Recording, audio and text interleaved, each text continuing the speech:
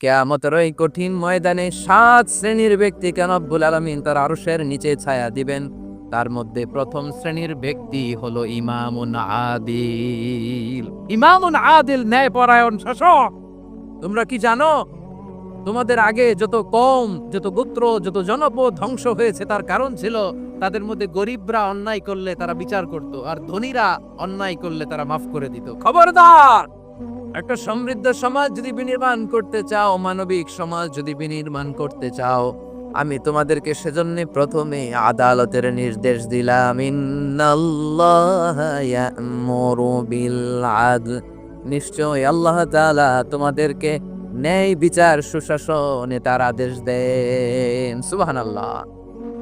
আদাল, ন্যায় বিচারের আদেশ আল্লাহ তাআলা কোরআনের বিভিন্ন আয়াতে দিয়েছেন। আল্লাহ তাআলা বলছেন, ইন্নাল্লাহা يأمركم أن تؤدوا الأمانات إلى أهلها وإذا حكمتم بين الناس أن تحكموا بالعدل إن الله نعم ما يعظكم به إن الله كان سميعا بصيرا।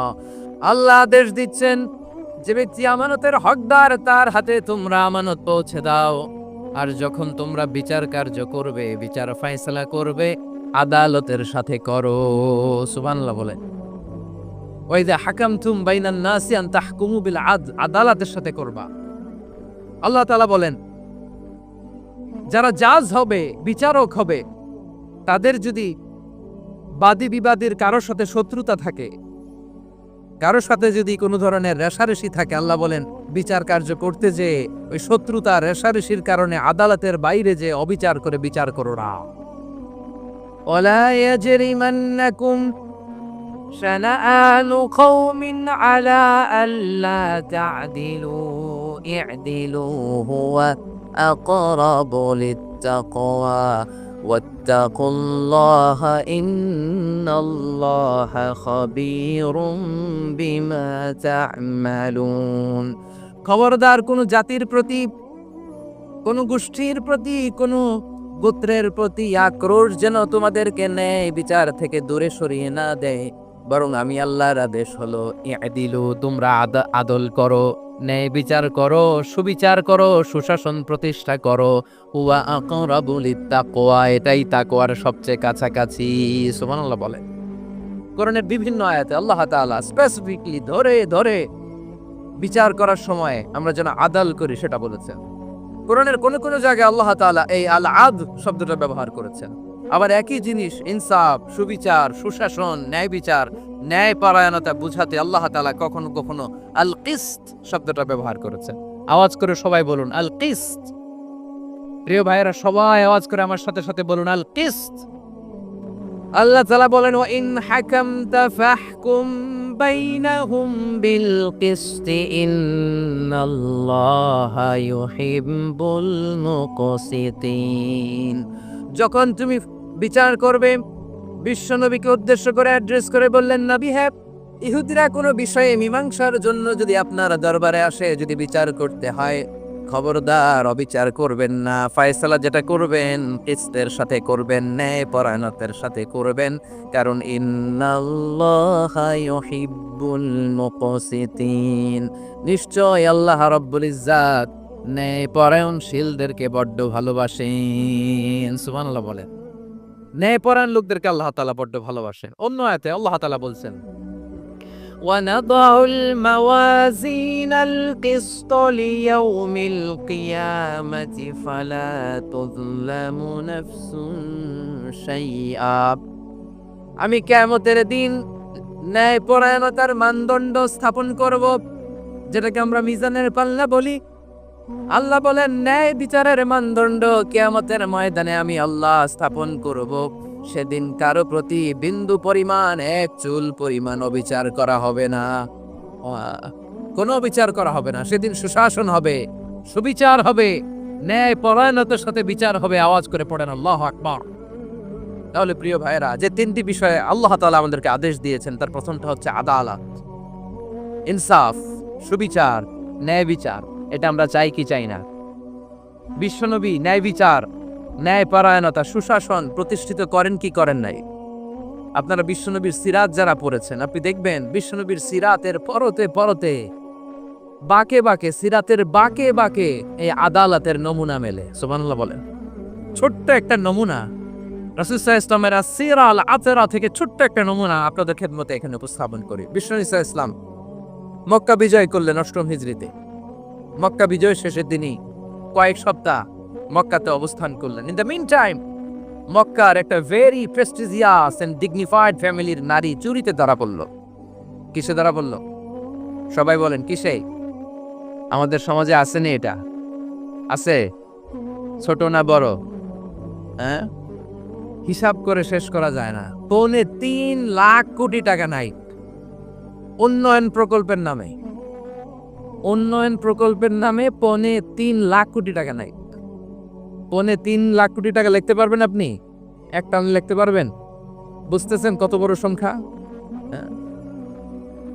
বনু মাখজুমিয়া গোত্রের এক নারী মক্কায় চুরিতে ধরা পড়ল।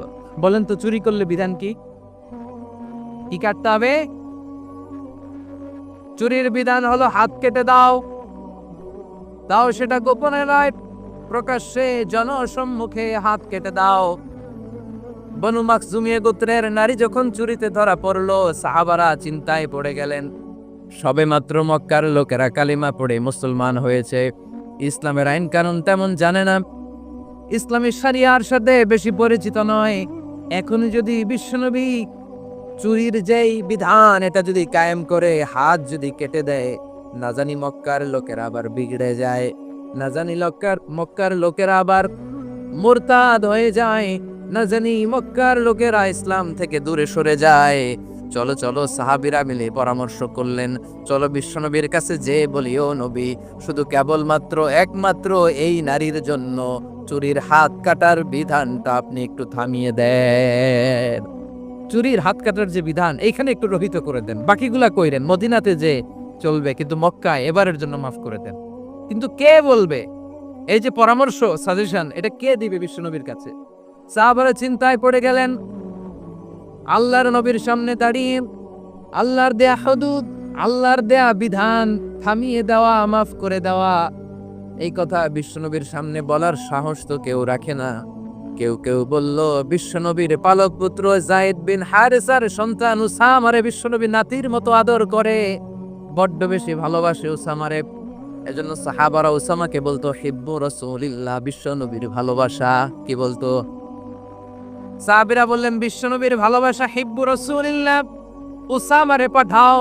উসামারে বিশ্বনবীর নাতির মতো স্নেহ করে, মায়া করে, ভালোবাসে। আমরা পারবো না, উসামা পারবে।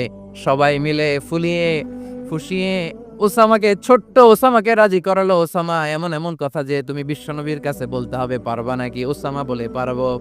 সাইয়েদনা ওসামা রাদিয়াল্লাহু তাআলা আনহু তরুণ সাহাবী বিশ্বনবীর কাছে গেলেন, যে বললেন, নবী, বনু মাখজুমিয়া গোত্রের এক নারী চুরিতে ধরা পড়েছে, এবারের জন্য কি এই মহিলাটারে মাফ করে দিলে হয় না?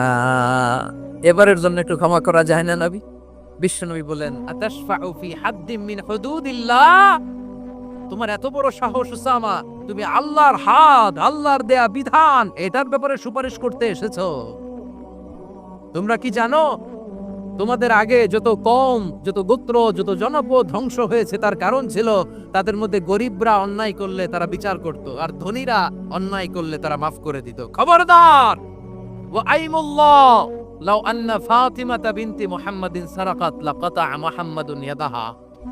বিশ্বনবী বললেন, ওরে উসামা, বানু মাখজুমিয়ার ওই প্রেস্টিজিয়াস এন্ড ডিগনিফাইড ফ্যামিলির মেয়ে তো দূর কি বাত, অনেক দূরের কথা। জেনে রেখো উসামা, আমার কলিজার টুকরা নয়নের পুটুলি ফাতেমাও যদি মক্কার জমিনে আজকে এই চুরির দায়ে ধরা পড়তো, আমি বিশ্বনবী মুহাম্মদুর রাসূলুল্লাহ ধরে ফাতেমার ডান হাতটা কেটে দিতে এক বিলম্ব দেরি করতাম না। ইন্নাল্লাহা ইয়া'মুরু বিল আদল, আমাদেরকে জাস্টিস শিখায়। পশ্চিমারা আমাদেরকে ইনসাফ শিখায়, আমাদেরকে সুশাসন শিখায়। আর ইনসাফ, সুশাসন, ন্যায় বিচার, সুবিচার, জাস্টিস কারে বলে বিশ্বনবীর বায়োগ্রাফি থেকে জেনে নাও। এই ছিল বিষ্ণু ইসা ইসলামের আদালতের নমুনা। আপনি যদি সাইয়েদনা ওমর ফারুকের জীবনের দিকে তাকান, এমন কঠোর, এমন বীর সেনানী ছিলেন। সাইয়েদনা ওমর ফারুক যদি রাস্তার এই মাথা দিয়ে হাঁটা শুরু করতেন, শয়তান ওমর ফারুককে দেখলে ওই রাস্তা রেখে দিয়ে অন্য রাস্তা দিয়ে হাঁটতো। সুবহানাল্লাহ। ওমর ফারুক রাদিয়াল্লাহু তাআলা আনহু কি পার্সোনালিটি ছিল, কি পার্সোনালিটি। আমাদের এলাকায় ছোট বাচ্চারা রাতে ভাত খেতে চায় না, আমার মেয়েটাও খেতে চায় না। এই এটা দিব ওইটা দিব, আজকে মাহফিলে আসার সময় বলে দিছে লিস্ট করে এটা এটা আনতে হবে। তো ছোট্ট বাচ্চাদের অনেক বায়না থাকে, ওরা রাতে খেতে চায় না। তো মায়েরা বিভিন্ন ভয় দেখায়, এই বাঘ আসবে খাও, এই ভূত আসবে খাও। আপনারা কি বলেন চট্টগ্রামে, কি আসবে? হ্যাঁ, ভূত ভূত ভূত আসবে, বাঘ আসবে, খাও খাও খাও, তাড়াতাড়ি খাও। তো বাচ্চারা এগুলো শুনে ভয়ে খেতে শুরু করে। মদিনার জমিনেও একই ঘটনা ঘটতো। মদিনার ছোট্ট ছোট্ট সোনামণিরা খেতে চাইতো না, তো মায়েরা বলতো হা হুয়া ইয়াতি ওমর, হা হুয়া ইয়াতি ওমর, ওই যে ওমর আসতেছে ওমর। ওমরে ফারুকের কথা শুনলে বাচ্চারা একেবারে ঠান্ডা। সুবহানাল্লাহ পড়বেন না? প্রভু তুমি বলেছ রাসূল দেবে না, বলনি দেবে না ওমর, বলনি দেবে না হামজা তারি, খালিদ বিজয় সমর। প্রভু তুমি বলেছ রাসূল দেবে না, বলনি দেবে না ওমর, বলনি দেবে না হামজা তারি, খালিদ বিজয় সমর। প্রভু তুমি বলেছ রাসূল দেবে না। আল্লাহু আকবার। ওমর ফারুক রাদিয়াল্লাহু তাআলা আনহু, ওনার কথা শুনলে গায়ের মধ্যে গুজবাম হয়, গায়ের পশমগুলো দাঁড়িয়ে যায়। সুবহানাল্লাহ বলেন। কি পার্সোনালিটি ছিল, কি ব্যক্তিত্ব ছিল। মুনাফিকরা ওমর ফারুককে জমের মতো ভয় পেতেন। শয়তান, খুদ শয়তান এই রাস্তা দিয়ে আসলে শয়তান অন্য রাস্তা দিয়ে হাঁটতো। ওমর ফারুক রাদিয়াল্লাহু তাআলা আনহুর জীবনে যদি দেখেন, তাহলে সেখানে আপনি আদালতের, ইনসাফের, সুশাসনের, জাস্টিসের নমুনা দেখতে পাবেন। কয়টা শুনবেন? সাইয়েদনা ওমর ফারুকের রাদিয়াল্লাহু তাআলা আনহুর সন্তান আব্দুর রহমান মিশরে মদ খেয়ে মদ্যপ অবস্থায় ধরা পড়েছে। মদ খাওয়ার কারণে, মদ যদি কেউ পান করে আর যদি প্রমাণিত হয়, তার বিচার হলো 80 বেত। আওয়াজ করে বলেন কয় বেত? বাংলাদেশেও তো এই আইন আছে নাকি? বাংলাদেশে আছে? হ্যাঁ, মদ খাইলে 80 বেত। এই আইন বাংলাদেশে চালু হোক, আমরা চাই কি চাই না? চাই সবাই। এজন্যই তো ইসলাম ভাল লাগে না। ইসলামকে ভাল লাগে না। ইসলামকে আউট করে রাখতে পারলেই তো এরকম বড় বড় বোতল খাওয়া যায়। একেবারে সহজ, পানির মতো সহজ, হিসাব একেবারে সহজ। ওমর ফারুক রাদিয়াল্লাহু তাআলা আনহুর ছেলে ভুল করে মদ পান করে ফেলেছিলেন। আব্দুর রহমান, ঘটনা ঘটেছে মিশরে। মিশরের গভর্নর তখন আমর ইবনে আস রাদিয়াল্লাহু তাআলা আনহু। আব্দুর রহমানের ভাই যে গভর্নরকে বলল, গভর্নর যদি একটু দয়া করেন, খলিফার ছেলে আমার ভাই আব্দুর রহমান মদ্যপ অবস্থায় ধরা পড়েছে, জনসম্মুখে যদি আপনি বেত্রাঘাত করেন আমাদের প্রেস্টিজ থাকে না, যদি 80 বেত আপনি মারেন আমার কোনো কথা নাই, কিন্তু ঘরের ভেতরে মারেন। আব্দুর রহমানের ভাইয়ের সুপারিশ শুনে সাইয়েদনা আমর ইবনে আস রাদিয়াল্লাহু তাআলা আনহু রাজি হয়ে গেলেন।